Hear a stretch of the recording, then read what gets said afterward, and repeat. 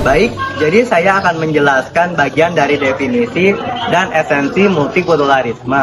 Multikulturalisme tersendiri dapat diartikan sebagai keanekaragaman budaya pada suatu negara atau masyarakat. Jadi perbedaannya seperti suku, bahasa, adat istiadat, dan tradisi bukan hanya sekedar perbedaan biasa, melainkan kekayaan yang harus dihargai dan dijaga. Selain itu, multikulturalisme merupakan sebuah ideologi yang mengajarkan kita sikap saling menghormati, menghargai perbedaan, dan hidup rukun tanpa membeda-bedakan budaya atau kelompok tertentu. Di era digital dan yang sudah dikenal dengan teknologinya yang canggih, multikulturalisme dapat berkembang pesat karena budaya-budaya di berbagai daerah dapat dikenal melalui media sosial atau internet. Ya, contohnya Indonesia memiliki berbagai macam budaya tapi tetap bersatu. Ya, intinya multikulturalisme mengajarkan kita untuk menghargai perbedaan walaupun kita berbeda-beda secara budaya, suku maupun adat istiadat. Terima kasih. Assalamualaikum warahmatullahi wabarakatuh. Perkenalkan, nama saya Ardiansyah. Di sini saya akan menjelaskan sejarah perkembangan dunia. Jejak multikulturalisme global. 1971, Kanada, negara pertama di dunia yang secara resmi menerapkan kebijakan multikulturalisme nasional. Tujuan identitas, memberi jaminan kepada warga untuk mempertahankan adat istiadat leluhur mereka. 1973, Australia mendeklarasikan diri sebagai masyarakat multikultural akibat lonjakan arus migrasi global. Output, keterikatan, membangun sense of belonging yang kuat di tengah perbedaan latar belakang etnis, latar belakang dan integrasi sosial. Respon terhadap migrasi global. Kebijakan multikulturalisme muncul bukan karena kebetulan, melainkan sebagai respons strategis terhadap meningkatnya jumlah pendatang dari berbagai penjuru dunia. Menciptakan harmoni. Tujuan adalah menciptakan integrasi sosial, di mana masyarakat yang beragam tetap bersatu tanpa harus kehilangan identitas asli mereka. Menciptakan kohesi sosial yang kuat dan damai. Terima kasih.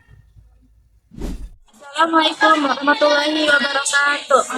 Perkenalkan, nama saya Nisla Nurfahada, Biologi Multikulturalisme. Isolasionis, kelompok kultural menjalankan hidup secara otonom dan mandiri. Interaksi antara kelompok dilakukan dalam tingkat yang minimal guna menjaga kemurnian tradisi masing-masing. Akomodatif, budaya dominan membuat penyesuaian bagi kaum minoritas. Masyarakat memberikan kebebasan bagi kelompok kecil untuk merayakan dan mempertahankan budayanya sendiri. Autonomis, kelompok utama berupaya mewujudkan kesetaraan equality dengan budaya dominan. Mereka menginginkan kehidupan otonom dalam kerangka politik yang diterima bersama. 5. Kosmopolitan, berusaha menghapus batas-batas kultural secara tuntas, menciptakan masyarakat di mana tidak lagi terikat pada satu budaya tertentu, melainkan bebas mengeksplorasi identitas budaya apapun. Kebebasan tanpa sekat tradisional, setiap individu bebas memiliki hubungan antar budaya dan mengembangkan kehidupan kultural secara mandiri. Ini adalah titik tertinggi dari bebas berekspresi tanpa adanya sekat-sekat tradisional dan yang bisa menghalangi interaksi antar manusia. Masyarakat multikultural itu orang-orang yang bisa melihat masalah dari banyaknya sudut pandang. Tidak hanya dari kelompoknya saja, mereka bisa bekerja sama dengan siapa saja tanpa harus peduli perbedaan agama, suku atau gender. Mereka juga saling menghargai dan menjunjung tinggi toleransi. Jadi mereka itu kalau misalkan ada masalah, mereka selesaikan dengan cara yang baik, tidak dengan emosi atau kekerasan. Selain itu, mereka bisa berpikir kritis sehingga mereka tidak mudah percaya dengan stereotip dan mereka bisa saling terbuka atas menilainya seseorang. Baik. Assalamualaikum warahmatullahi wabarakatuh. Perkenalkan, nama saya Rizky Mandala Saputra dari kelas 11-2. Di sini saya akan mempresentasikan materi tentang tantangan, prasangka, dan integrasi. Yang pertama ada ancaman prasangka prejudits. Sikap negatif berbasis kelompok. Munculnya prasangka seringkali didasarkan hanya pada kelompok keanggotaan tertentu. Keanggotaan dalam kelompok tertentu. Bukan karena karakter asli individu tersebut, namun prasangka ini merupakan dugaan yang tanpa bukti yang memadai, didorong oleh ketidaktahuan dan minimnya pengalaman berinteraksi dalam kelompok lain. Dampak dan hambatan harmonisasi. Hambatan utama integrasi adalah tindakan yang menyinggung syarat, yaitu suku, agama, ras, dan antar golongan, menjadi penghalang terbesar dalam menciptakan keharmonisasian sosial. Kurangnya pengetahuan, dugaan tanpa bukti, dan stereotip negatif. Sekian dari saya, kurang lebihnya mohon maaf. Wassalamualaikum warahmatullahi wabarakatuh.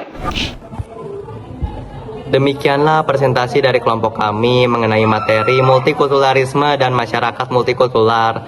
Dari materi yang telah disampaikan, kita dapat memahami bahwa keberagaman bukanlah penghalang untuk bersatu, melainkan kekayaan yang harus dihargai dan dijaga bersama.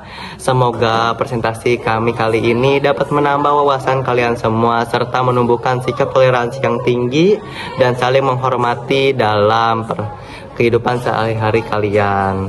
Dan kami dari kelompok 3 Sosiologi kelas ilmu alam 2 pamit undur diri. Terima kasih atas perhatiannya teman-teman semua. Kurang lebihnya mohon maaf. Wassalamualaikum warahmatullahi wabarakatuh.